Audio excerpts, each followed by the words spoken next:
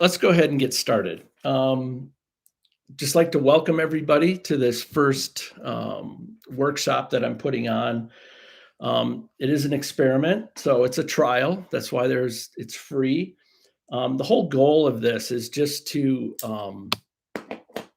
share some pointers with everyone from my experiences as a life safety code surveyor and as a consultant.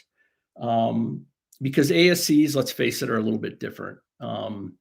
There's a difference between health care facilities. Hospitals usually they'll have a facilities team, right, that manages all the fire code requirements.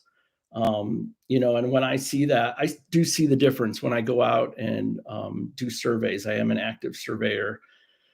And I see the difference when there's a specialized team that knows what they're doing.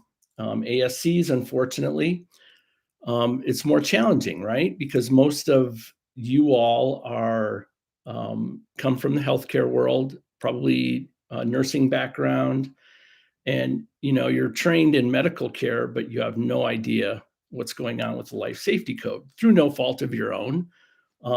It's very complicated. I still learn things every day, and I've been doing this for uh, close to 40 years as far as working with codes. And obviously, in my experiences, I've realized that there's really a need for education. It's really heartbreaking for me to go into a facility and have to point out deficiencies, sometimes really big deal deficiencies that are going to mean the difference between their accreditation and being able to get up and operating at the level that they'd like to be. Just a little bit of background on myself. I'm a 35-year veteran of the fire department. I spent 18 years in the fire marshal's office. That's where I kind of turned into a code geek. The last 5 years of my career, I spent as a fire chief, had 7 stations, 140 people. It was awesome, but my heart was really in the codes. I started with Triple HC. I had been involved while I was still in the fire department. I started with Triple HC as a life safety code surveyor in 2013, and thought I knew everything about the code. Thought I was this hot shot. I had all certifications. I'm a certified fire protection specialist, and then I had all kinds of other national certifications. Went to the training for Triple HC and realized what is this world? This ASC world is pretty unique. And it has some really unique code requirements that I had never been exposed to before, mainly the CMS adoption. And NFPA 99 is very complicated, which is the healthcare facilities code. Anyway, got involved with doing surveys part-time while I was in the fire marshal's office. Got really involved, tried to learn as much as I could about the codes. Was appointed to the NFPA 99 National Committee, which is the committee that writes the codes. I ended up actually writing a book for ASC staffs on fire and life safety requirements. I retired from the fire department about 2.5 years ago now, and I've been really active, more active as a surveyor part-time for Triple HC, and then doing a lot more consulting. Obviously, if you've probably seen my posts, I do fire and life safety consulting for ASCs, and I kind of just fell into that, learning the codes really well. Was in an ASC doing a survey, and actually multiple times people had asked me if I did any work as a consultant, and I'd never considered it, but then I kind of started doing it, and here I am. So that's a little bit about me. So what are we going to talk about today? Again, there's a lot to a life safety code survey. So we're just going to kind of brush the surface. I'm going to offer some tips, and hopefully this will be worth your while. I apologize for the initial glitch. If I do it again, it'll be better, obviously. But I just want to provide maybe some little tips and pointers to make make the survey process a little more stress-free, and maybe help you out and avoid some problems going into it. So we're going to talk about CMS requirements, what you can glean from your accrediting organization requirements, some tips for preparing for the survey, tips for assessing facility readiness, tips for preparing staff, which is, I've got some interesting experiences to share with that. And then tips actually when the surveyors are there, some things and what not to say to a surveyor. There's some things that can kind of irritate a surveyor. They're not totally bad, and there's no ill intent, but it can kind of irritate a surveyor sometimes. After the survey, talk a little bit very briefly about plans of correction, not getting into a whole lot of details, but just some tips and information to share. And then maybe some tips on what you can learn from previous surveys. That one's kind of obvious, and then Q&A, but it looks like, as I said, when I set the live stream up in this hasty last minute, I'm not seeing the ability for you guys to chat. So what I'll have you do is just email questions to me. And I'm totally fine with answering questions that you might have that you want to email. All right, let's talk about understanding CMS requirements. So this mainly pertains to deemed status surveys. Well, it does, because any other accreditation survey, you're not going to have a life safety code surveyor coming. So July 5th, 2016, CMS adopted NFPA 101, and a lot of other ancillary codes that go along with that. So why is that date important? That date is important because when you are involved with a life safety code survey, your facility could be considered new or existing. So anything prior to that started construction or had plans approved prior to July 5th, 2016 is considered an existing ASC. Anything after that date is considered new. So there's some pretty considerable differences between new and existing, especially when it comes to the electrical system. There's some very specific requirements under the new requirements for a type 1, what we call a type 1 system, which is needed for general anesthesia. There's some very specific requirements as far as how that's designed, number of outlets, and things like that. And the other thing I wanted to relay is that the NFPA 101 and 99 and the things adopted by CMS are going to be very different from the local codes. And where that really comes into play is in a new facility when it's being built. For example, when I was a fire marshal, I did plan reviews. So if an ASC would have come in when I was the local fire marshal, I would have reviewed the plans for code compliance, and I would have used just the locally adopted set of codes, not all the extra requirements that come along with 101 and NFPA 99. So what that means is just because the plans were approved at the local level doesn't mean that they're in compliance with CMS requirements. That makes a big, big difference. And then something else to keep in mind is the codes adopted by CMS. And I'm sorry, I'm babbling about codes, and I'll get into some other things here in a minute. The codes adopted by CMS, so it's a 101 and NFPA 99 healthcare facilities codes, but those codes also reference about 19 other NFPA codes and standards that come into play: a fire sprinkler code, an alarm code, the generator code, the stored, if you have a UPS system, the battery system code. There's a lot of things that then come into play that NFPA 101, the life safety code, references and calls for compliance with. Talk a little bit now about accrediting organization requirements. Typically, well, I know for sure HHC provides in their handbook, at the back of the handbook, there's a physical environment checklist, which is basically a roadmap for code requirements for an ASC, for CMS compliance.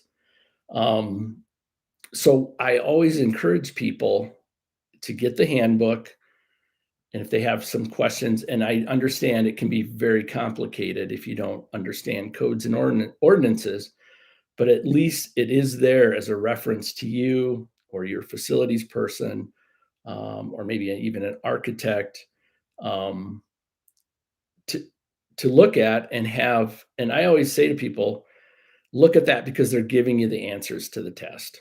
You may not understand exactly what they mean, um, but it's there as a resource.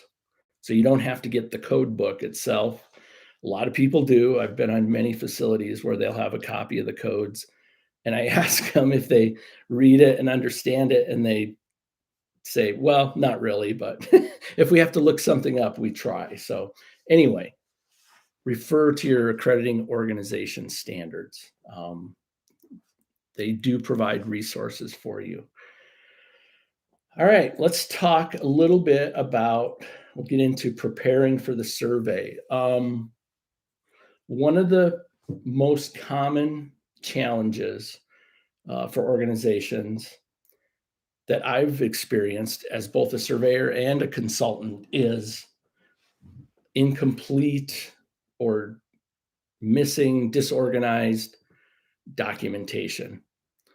So the NFPA codes and standards require inspection, testing, and maintenance ongoing of the systems in your facility. And there's weekly checks required, monthly checks, annual checks.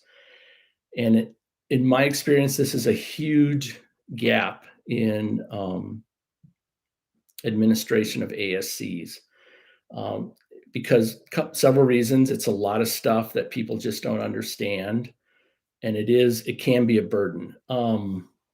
So what I recommend is that you adopt some kind of a system and then use it. I mean, I have seen some scary stuff as far as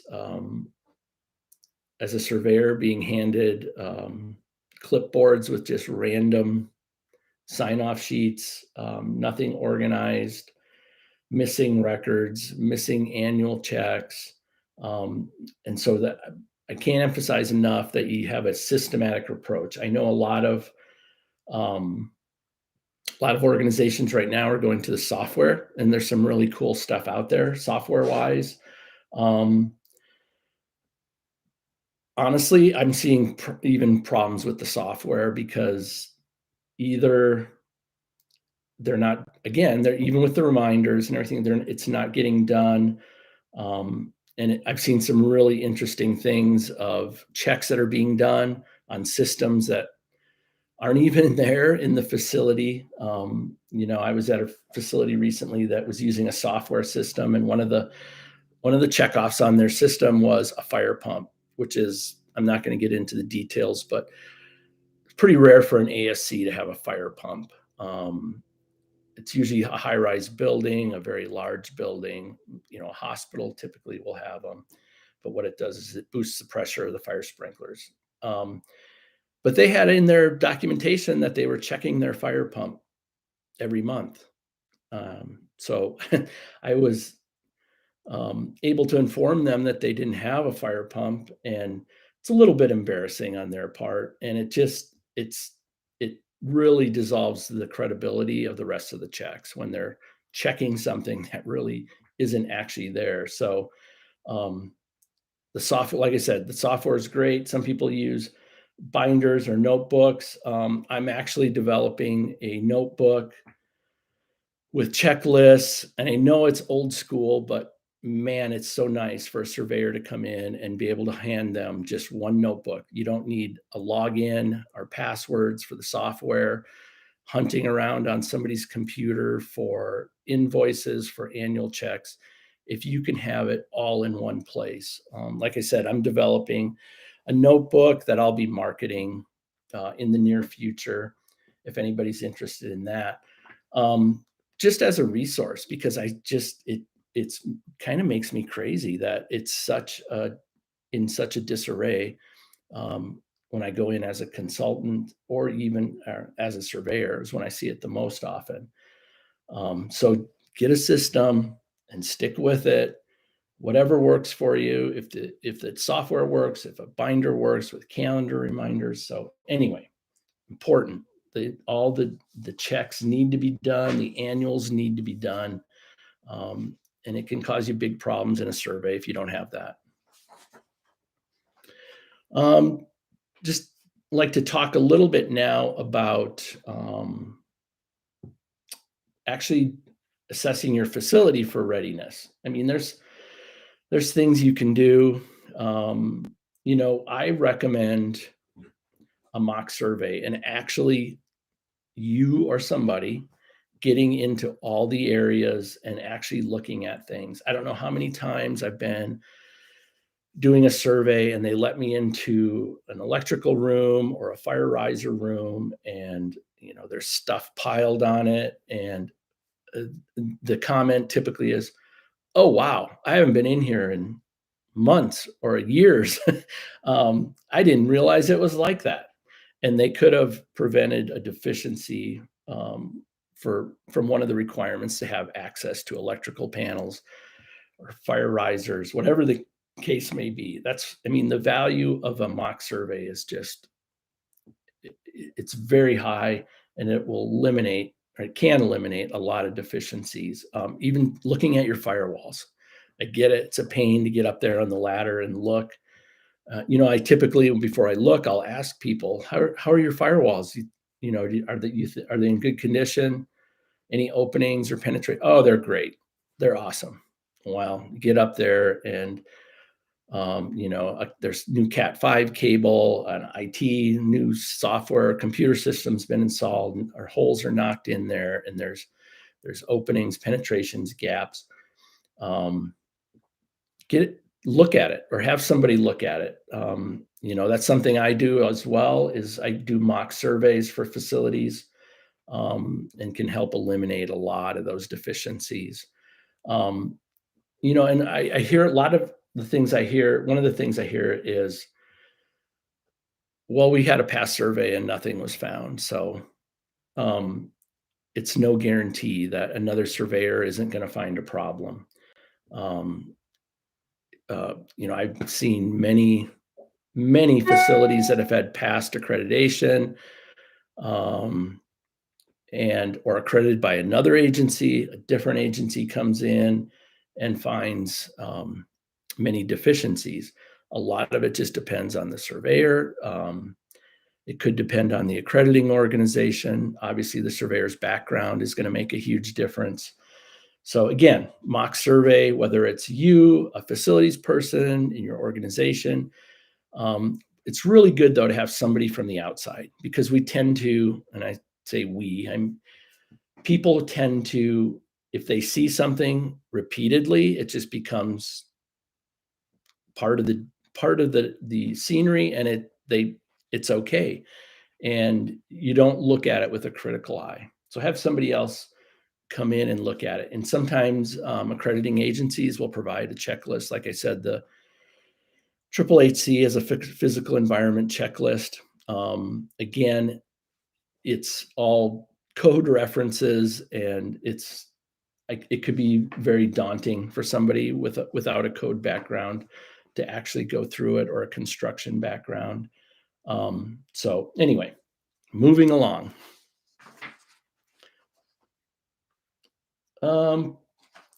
Preparing your staff for the survey.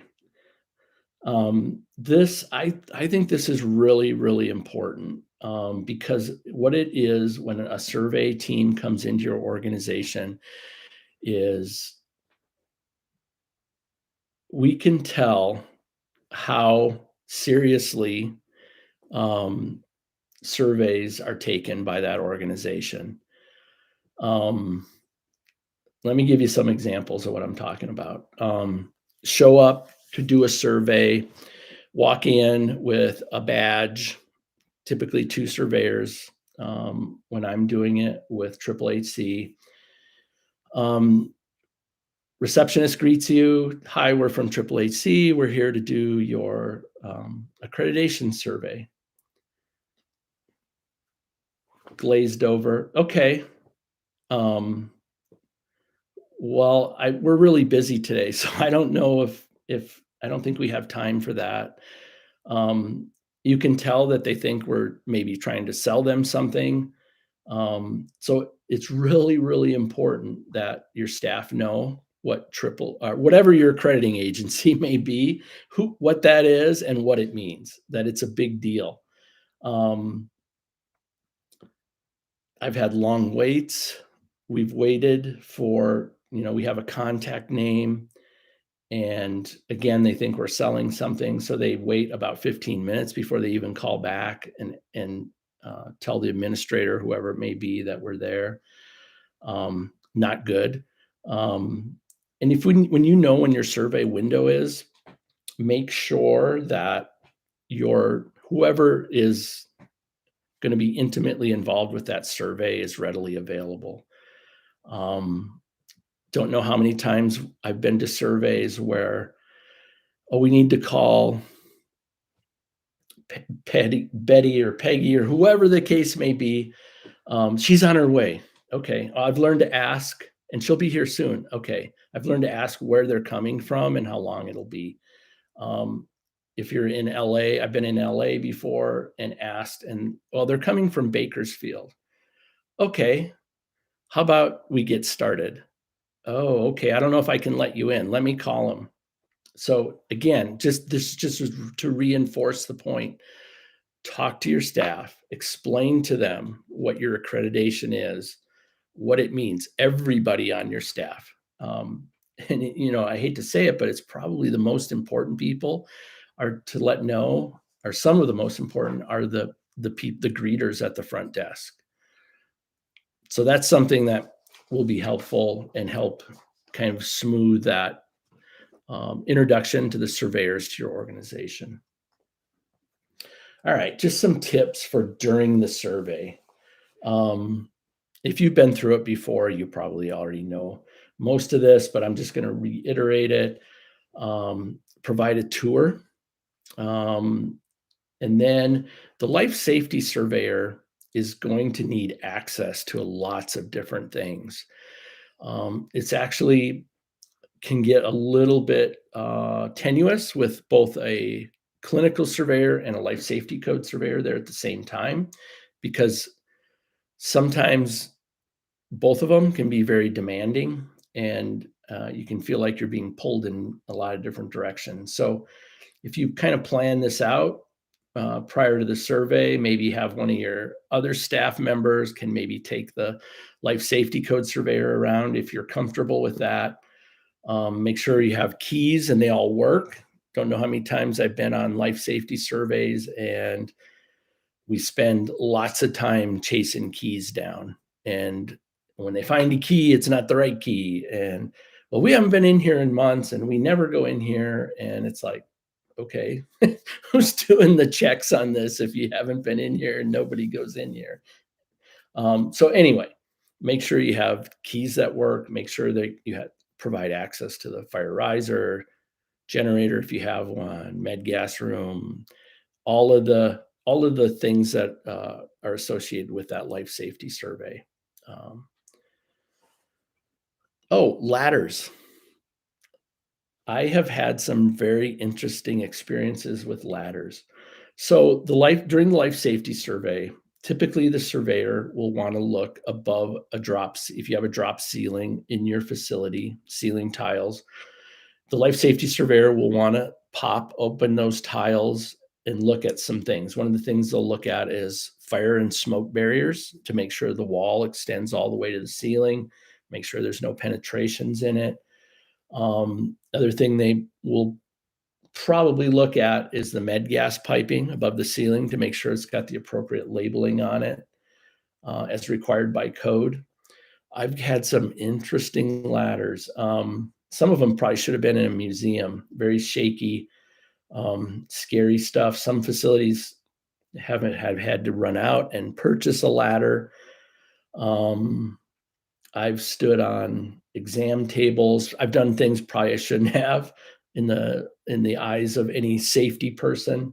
But have a good ladder there that they can use. Typically they'll send out a list before a survey that says, have these items available for a surveyor. Flashlight isn't as critical. The ladder is the big thing. I mean, I think every life safety surveyor pretty much carries their own flashlight or has a flashlight on their phone. So make sure you have a good ladder. And then have that, this is again during the survey. We already talked about the documentation and getting it together prior to, but during the survey, have it ready and have it there.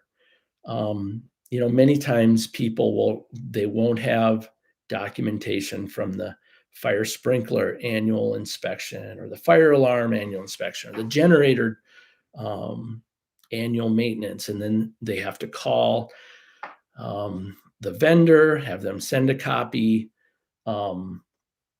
So have that ready, when the survey is going to be. Have all that ready before. It really makes life a whole lot easier than trying to get a hold of your vendor and depending on them to fax it.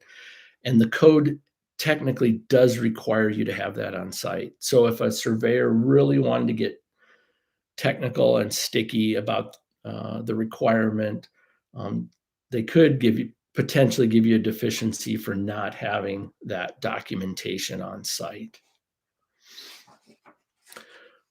What not to say to a surveyor? One of my favorite topics. I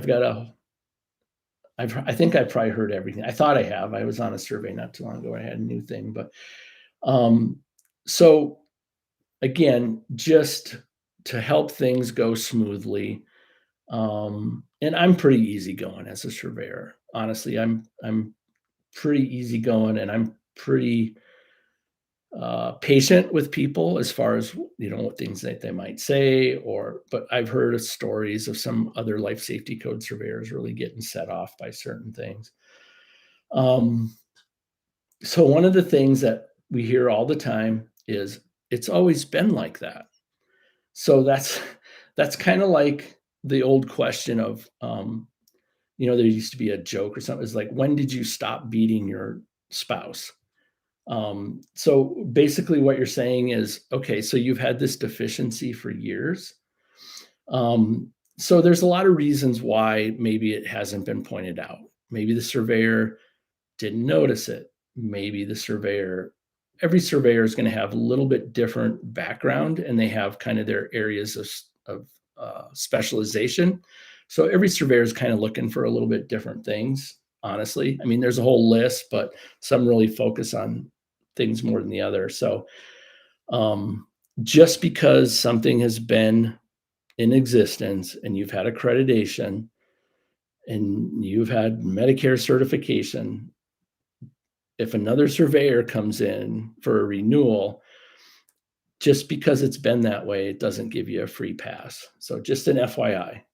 So that tends to kind of poke and irritate surveyors a little bit. The next one kind of goes along with that, but it goes with the different code requirements. And this one is, how did it pass the local, state / whatever county inspection? Many different reasons why. Kind of as I touched on a little bit at the beginning, local jurisdictions are not using the same set of codes. Some of them do cross over, but some of them don't. Not using the same set of codes as a CMS life safety surveyor. And where this can really come into play, like I said at the beginning, is in new facilities. Don't know how many times I've been in brand new ASCs, excited to get their early option survey, initial early option, need to get their Medicare number, and We passed all the local codes. The state fire marshal was here. Everything should be good. Okay, cool. I'll run around, look at everything. And we find something that's a conditional deficiency, and they really get upset. And the reason it's not the same is it's a different set of code requirements. And so just because it passed the local doesn't mean it's going to pass a CMS survey. Just something to keep in mind. Another one is our architect said it was okay. Well, there's lots of differences in architects, and I see this a lot. There's really great architects that do a fantastic job. They know the ASC code requirements for CMS, and they put together a really nice ASC. And there's other architects that think they know what's going on, and these are the ones that are cause problems, and they will refute deficiencies that are identified, but they're not okay. And we provide code references, or I do as a consultant, and to get them on the right track. So just because an architect says it's okay doesn't mean it's okay. There's good ones that know the code and the ones that don't know the code. And then the last thing I had on my list here was the fire marshal said it's okay. Kind of the same thing as that local stuff. So yeah, it's such a unique set of code requirements that it's really a niche. And like I said, when I started, as a fire marshal, I had certifications, all kinds of wallpaper. And I went to the training when I became a AAAC surveyor, and I was schooled. I really was. I thought I was this code hotshot guy. Oh, this is going to be easy. And got to the training, and wow, it was an eye opener. And and I think personally, I'm a code geek, so that that really challenged me to learn it, and that's kind of how I just dove into it. So after the survey, I'm not going to go into a whole lot of details. Plan of correction. The thing that I want to really emphasize on the plan of correction, well, yeah, plan of correction is exactly that, a plan of correction. So when you complete that, the work doesn't have to be done. All the work doesn't have to be done for that plan of correction deadline when that gets turned in. You just have to have a plan, and you have to have dates of when that will be achieved. One other thing that I just wanted to touch on is fixing things while the surveyor is still there. So you can do it, but it still needs to be noted on the survey, unfortunately. I run into that very frequently. A lot of times it's a simple thing like a sign or door stops, door closers. If they have a facilities crew or a handyman, a lot of times they can throw something on really quick and make a repair. Unfortunately, it still needs to be noted on the life safety code report. So working as a surveyor, doing a deemed status survey, I'm working as an agent of CMS, and they have rules as far as how that survey is to be completed. And that's one of the things that is required, is it's documented as it was found when the surveyor arrived. So can't necessarily fix it. I mean, you can fix it. And what I typically do is it's noted as a deficiency, and then there's also a note added that it was corrected prior to the end of the survey. Still comes out on the report as a deficiency. Another thing that I wanted to talk about on plans of correction is there's different levels of deficiency, and you may or may not be familiar with that. A standard level deficiency is something that typically you can fix, put on your plan of correction. It's a lower level. Let's say it's a misdemeanor in the life safety code world. And then there's things we call conditional deficiencies. Conditional deficiencies can be a really big deal, especially if it's a initial early option survey. So let's say you have building a brand new ASC, your local fire marshal, everything's good, state guy, everything's good. Architect says it's all good. And here comes the deemed status surveyors. If it's an initial early option survey and you have a conditional deficiency, there's no opportunity for a plan of correction. You have to go back to the end of the line, reapply, and start all over, which is a big deal because typically on a new facility, there's a huge capital investment.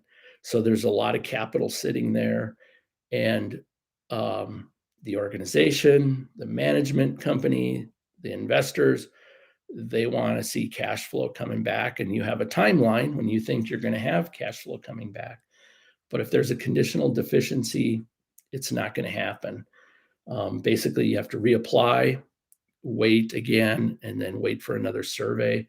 The cost of the survey is then complicated by that lost revenue, in that if it's another 2 months, there's another 2 months of lost revenue. So that's why it's a really big deal.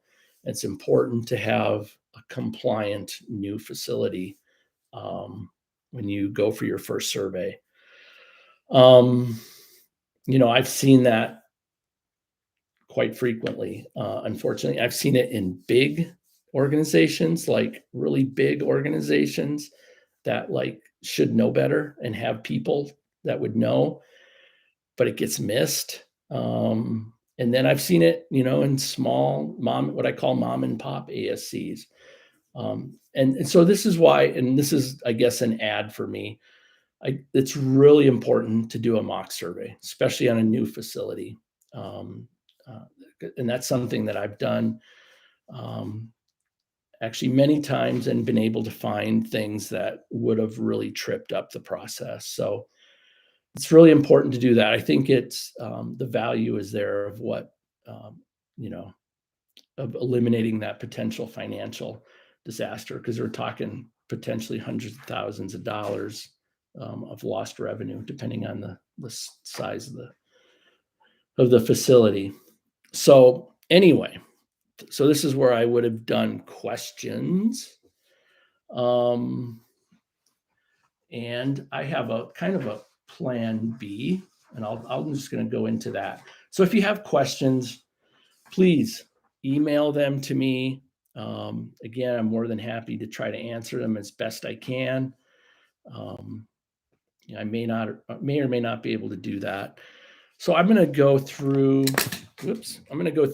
just kind of almost like a checklist and the areas of a survey, and just kind of talk about a little bit of things that maybe you can look for in your ASC if you're preparing for a survey.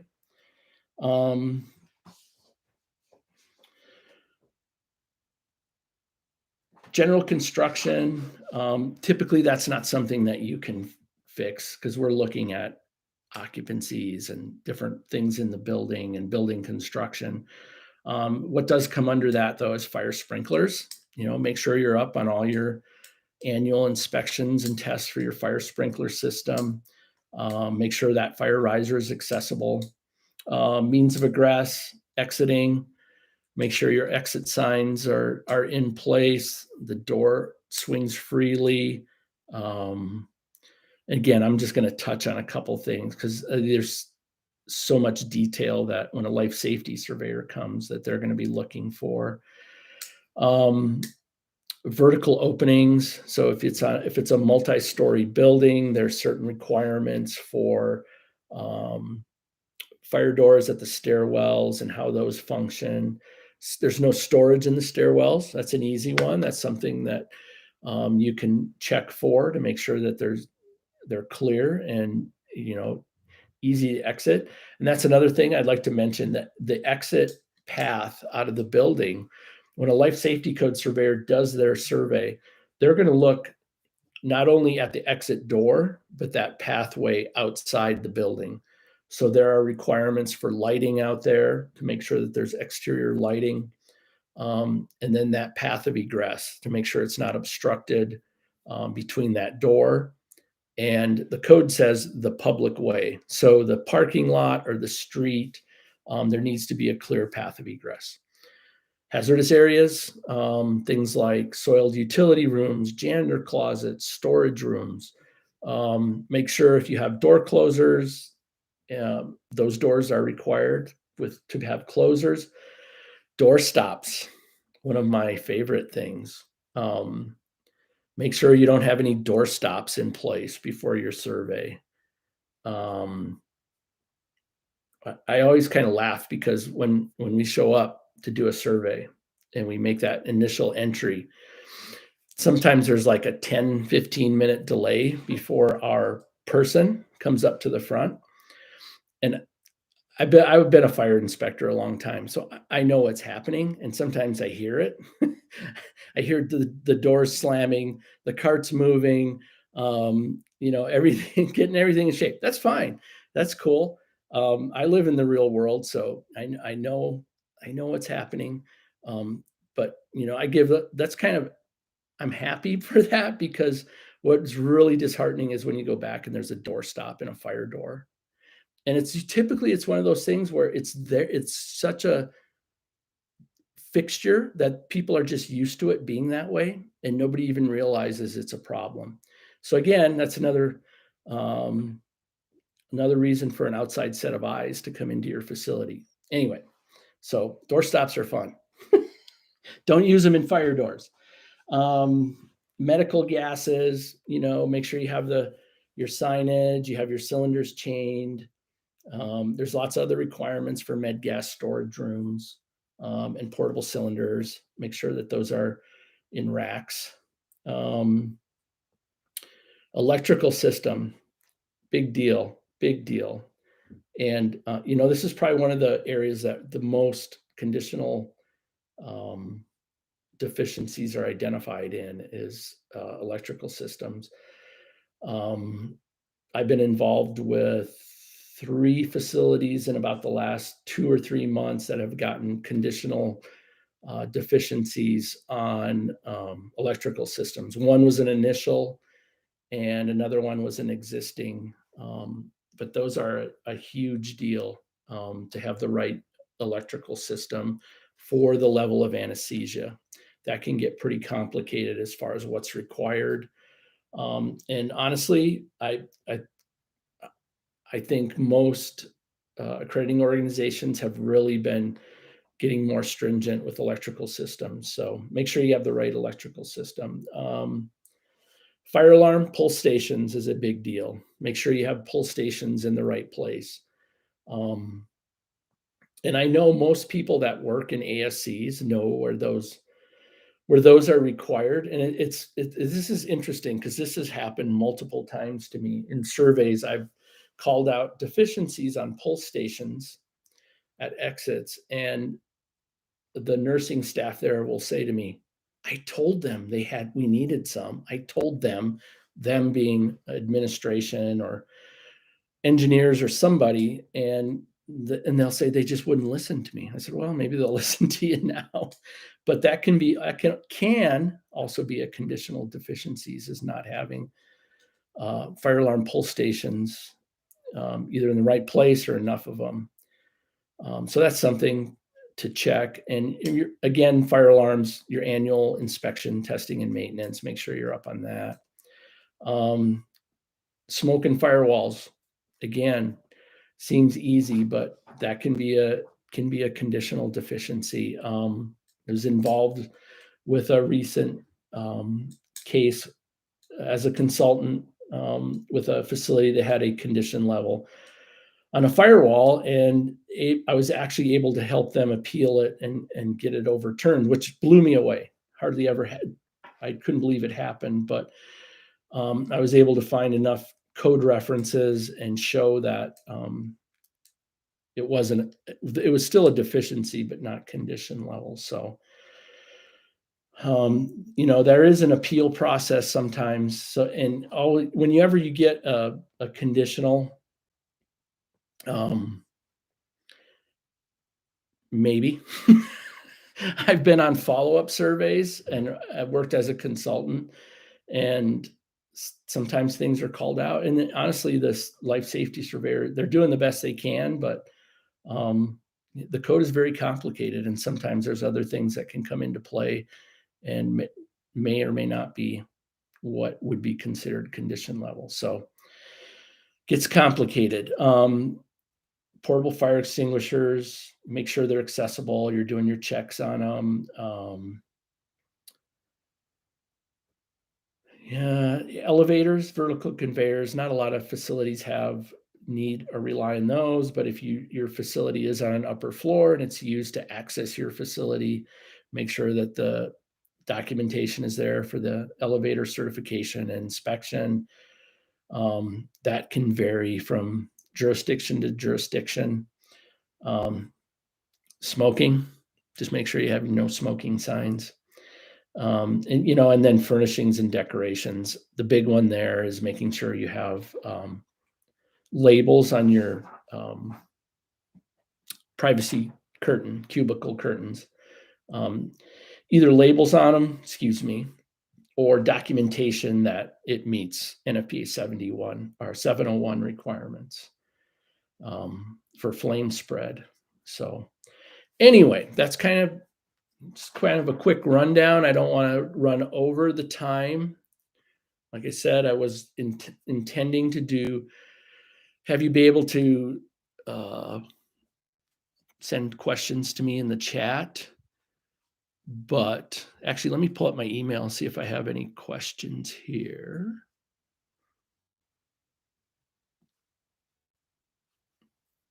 I have one.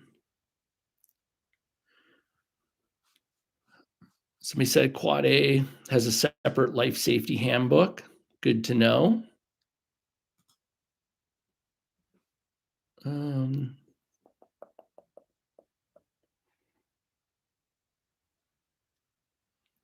Don't see any others, but yeah, if you have any questions, feel free to send them to me.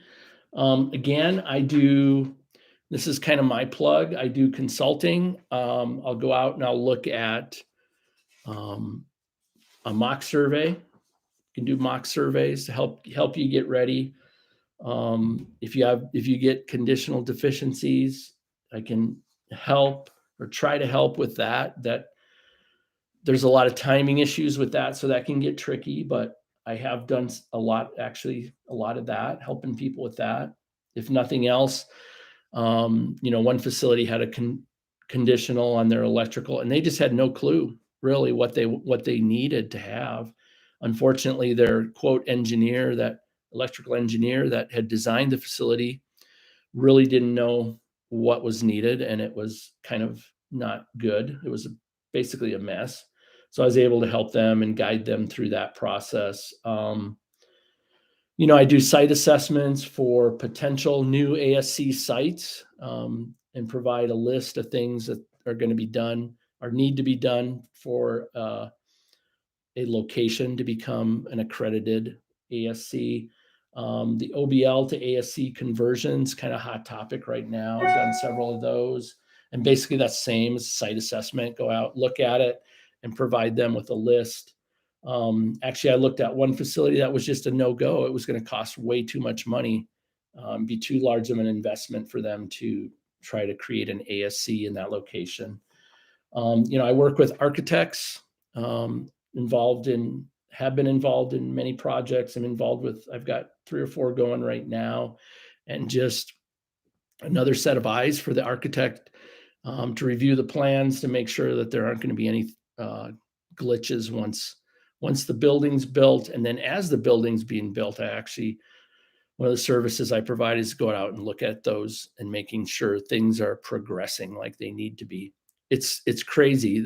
You can have a perfect set of plans that meets all the requirements, and something gets lost in translation between the plans and the finished product. I've seen